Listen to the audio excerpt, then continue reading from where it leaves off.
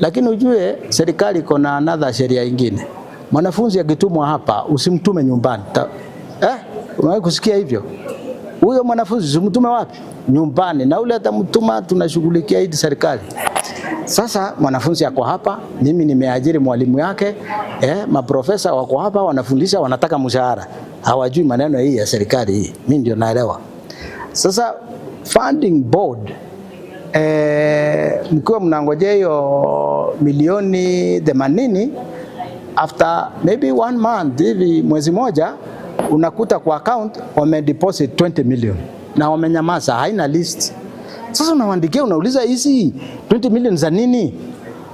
Unaweza wacha tuulize ni nani yako huko. Kitambo uliza maswali, hiyo semester imeisha. Ukikaakaa wanatuma ingine 10 million. Ikifika Juni unaambiwa wewe unaelewa financial year ya serikali.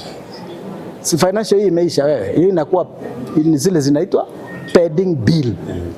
Kuna kitu kama hiyo kwa sheria inaitwa pending bill. Wewe endelea kudai. Wewe endelea kudai kwa sababu financial year imefanya nini? So next year tunaanza upya. Sasa kama kuna 60 million haikulipwa, atukatai haikulipwa, lakini wewe tuma tutaangalia. Hiyo inakuwa pending bill pale.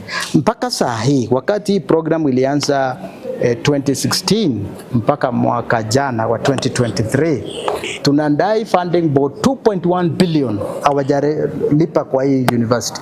2.1 billion hawajalipa. The only thing, andika barua itashughulikiwa.